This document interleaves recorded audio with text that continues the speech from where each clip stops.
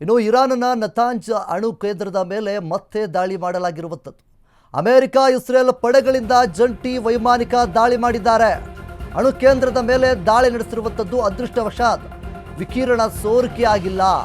ನತಾಂಜ್ ಸುತ್ತಮುತ್ತಲಿನ ಪ್ರದೇಶಗಳ ಜನ ಸೇಫ್ ಅಂತೇಳಿ ಇರಾನ್ ಹೇಳ್ಕೊಳ್ತಾ ಇದೆ. ನತಾಂಜ್ ಸುತ್ತಮುತ್ತಲಿನ ಪ್ರದೇಶಗಳ ಜನ ಸೇಫ್ ಅಂತೇಳಿ ಈಗಾಗಲೇ ಇರಾನ್ ಹೇಳ್ಕೊಳ್ತಾ ಇರುವಂಥದ್ದು. ಆದರೆ ಇದಕ್ಕೆ ಅಮೆರಿಕ ಮತ್ತು ಇಸ್ರೇಲ್ ದಾಳಿಯನ್ನು ಖಂಡಿಸಿ ಇರಾನ್ ಇಲ್ಲಿ ಪ್ರತಿ ದಾಳಿಯನ್ನು ಮಾಡೋದಕ್ಕೆ ಮುಂದಾಗ್ತಾ ಇದೆ. ಈ ದಾಳಿ NPT ಮತ್ತು ಇತರೆ ಅಣು ಒಪ್ಪಂದಗಳಿಗೆ ನೆರವು ಮಾಡಿಕೊಡ್ತಾ ಇದೆ. ಅಮೆರಿಕ ಇಸ್ರೇಲ್ ವಿರುದ್ಧ ಆಕ್ರೋಶವನ್ನು ಹೊರಹಾಕ್ತಾ ಇದೆ ಇರಾನ್. ಆದರೆ ತಮ್ಮ ದಾಳಿಯಿಂದ ಇರಾನ್ಗೆ ಭಾರೀ ಹಾನಿಯಾಗಿದೆ ಅನ್ನುವಂಥ ರೀತಿಯಲ್ಲಿ ಇಸ್ರೇಲ್ ಹೇಳ್ತಾ ಇದೆ. ಯುರೇನಿಯಂ ಶುದ್ಧಿ ಕ್ಷಿಪಣಿ ತಯಾರಿ ಶಕ್ತಿಯನ್ನು ಇರಾನ್ ಕಳೆದುಕೊಂಡಿದೆ ಈಗಂತ ವ್ಯಾಖ್ಯಾನ ಮಾಡಿರುವಂತಹ ಇಸ್ರೇಲ್ ಪ್ರಧಾನಿ ಬೆಂಜಮಿನ್ ನೆತನ್ಯಾಹು ಇರಾನ್ನ ನತಾಂಜ್ ಅಣು ಕೇಂದ್ರದ ಮೇಲೆ ಮತ್ತೆ ದಾಳಿಯನ್ನು ನಡೆಸಿರುವಂಥದ್ದು. ಏನು ಈಗಾಗಲೇ ಇರಾನ್ ಮತ್ತು ಇಸ್ರೇಲ್ ಅಮೆರಿಕ ಯುದ್ಧ ಶುರುವಾಗಿ 21-22 ದಿನಗಳಿಗೆ ಕಾಲಿಡ್ತಾ ಇದೆ. ಇರಾನ್ ಮತ್ತು ಇಸ್ರೇಲ್ ಜಂಟಿ ದಾಳಿಯನ್ನು ಇರಾನ್ ಮೇಲೆ ಸತತವಾಗಿ ಬರ್ತಾನೆ ಇದೆ. ಆದರೆ ಇರಾನ್ ಮಾತ್ರ ಗಲ್ಫ್ ರಾಷ್ಟ್ರಗಳ ಮೇಲೆ ದಾಳಿಯನ್ನು ಮಾಡ್ತಾ ಇತ್ತು. ಈ ಒಂದು ಸಂದರ್ಭದಲ್ಲಿ ಈಗ ಅಮೆರಿಕ ಮತ್ತು ಇಸ್ರೇಲ್ ಎರಡೂ ಜಂಟಿ ದಾಳಿಯ ಮೂಲಕ ಇರಾನ್ನ ಒಂದು ನತಾಂಜ್ ಅಣು ಕೇಂದ್ರದ ಮೇಲೆ ಮತ್ತೊಮ್ಮೆ ಈಗ ದಾಳಿಯನ್ನು ಮಾಡಿರುವಂಥದ್ದು. ಇದರಿಂದಾಗಿ ಇರಾನ್ಗೆ ಸಂಕಷ್ಟ ಎದುರಾಗಿದೆನಾ ಅನ್ನುವಂತಹ ಪ್ರಶ್ನೆಗಳು ಸಹ ಮೂಡುತ್ತೆ. ಯುರೇನಿಯಂ ಶುದ್ಧಿ ಕ್ಷಿಪಣಿ ತಯಾರಿ ಶಕ್ತಿಯನ್ನು ಇರಾನ್ ಕಳೆದುಕೊಂಡಿದೆ ಈಗಂತ ವ್ಯಾಖ್ಯಾನ ಮಾಡ್ತಾ ಇದ್ದಾರೆ ಇಸ್ರೇಲ್ ಪ್ರಧಾನಿ ಬೆಂಜಮಿನ್ ನೆತನ್ಯಾಹು ಅವರು. ಇರಾನ್ನ ನತಾಂಜ್ ಅಣು ಕೇಂದ್ರದ ಮೇಲೆ ಮತ್ತೊಮ್ಮೆ ಈಗಾಗಲೇ ದಾಳಿಯನ್ನು ಮಾಡಿರುವಂಥದ್ದು. ಅಮೆರಿಕ ಇಸ್ರೇಲ್ ಪಡೆಗಳಿಂದ ಜಂಟಿ ವೈಮಾನಿಕ ಒಂದು ದಾಳಿಯನ್ನು ಮಾಡಿದ್ದಾರೆ. ಅಣು ಕೇಂದ್ರದ ಮೇಲೆ ದಾಳಿ ಮಾಡಿದ್ದಾರೆ. ಆದರೆ ಅದೃಷ್ಟವಶಾತ್ ವಿಕಿರಣ ಎಲ್ಲೂ ಕೂಡ ಸೋರಿಕೆ ಆಗಿಲ್ಲ. ಆದರೆ ಇರಾನ್ ಇದನ್ನು ಯಾವ ರೀತಿ ಪ್ರೊಟೆಕ್ಟ್ ಮಾಡ್ತಾ ಇದೆ ಅಂತಂದರೆ, ಇಲ್ಲಿರುವಂತಹ ಆ ಒಂದು ಪ್ರದೇಶದಲ್ಲಿ ಎಲ್ಲಿ ದಾಳಿಯಾಗಿದೆ, ಎಲ್ಲಿ ದಾಳಿ ಮಾಡಿದ್ದೇವೆ ಅಂತ ಇಸ್ರೇಲು ಮತ್ತು ಅಮೆರಿಕ ಹೇಳ್ಕೊಳ್ತಾ ಇದೆ, ಆ ಒಂದು ಪ್ರದೇಶದ ಸುತ್ತಮುತ್ತಲಲ್ಲಿ ಯಾವ ಜನರಿಗೂ ಕೂಡ ತೊಂದರೆ ಆಗಿಲ್ಲ ಅಂತೇಳಿ ಇರಾನ್ ಹೇಳ್ಕೊಳ್ತಾ ಇದೆ.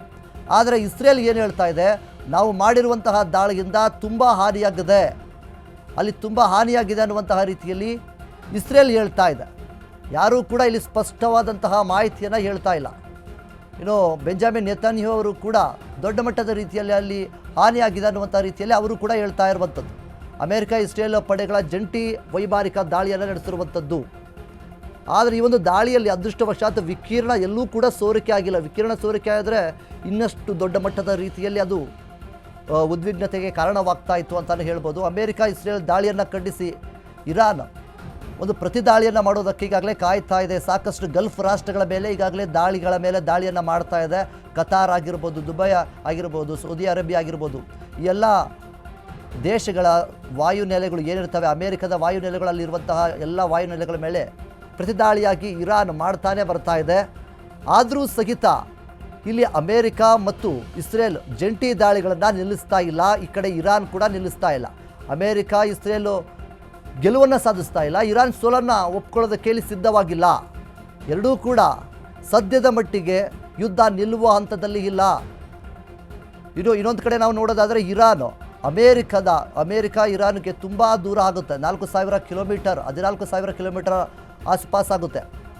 ಆದರೂ ಸಹಿತ ಇರಾನ್ ಅಮೆರಿಕಕ್ಕೆ ನುಗ್ಗಿ ಹೊಡಿತೇವೆ ಅನ್ನುವಂತಹ ಮಾತುಗಳನ್ನು ಸಹ ಈ ಹಿಂದೆ ಆಡಿತ್ತು. ಅದಕ್ಕೆ ಪ್ರಯತ್ನವನ್ನು ಕೂಡ ಪಟ್ಟಿದೆ. ಈಗಾಗಲೇ 2 ಕ್ಷಿಪಣಿ ದಾಳಿಯನ್ನು ಅಮೆರಿಕ ಮತ್ತು ಯುಕ್ರೇನ್ ಮಧ್ಯದಲ್ಲಿ ಈಗಾಗಲೇ ಕ್ಷಿಪಣಿ ದಾಳಿಯನ್ನು ಮಾಡಿತ್ತು. ಆದರೆ ಆ ಒಂದು ಕ್ಷಿಪಣಿ ಆಕಾಶದಲ್ಲಿಗೆ ಅಂದರೆ ಹಾರಾಟದಲ್ಲಿಗೆ ವಿಫಲವಾಗಿತ್ತು. ಇನ್ನೊಂದು ಕ್ಷಿಪಣಿಯನ್ನು ಅಮೆರಿಕ ಹೊಡೆದಾಕಿದೆ ಅಂತೇಳಿ ಅಮೆರಿಕ ಹೇಳ್ಕೊಂಡಿರುವಂಥದ್ದು.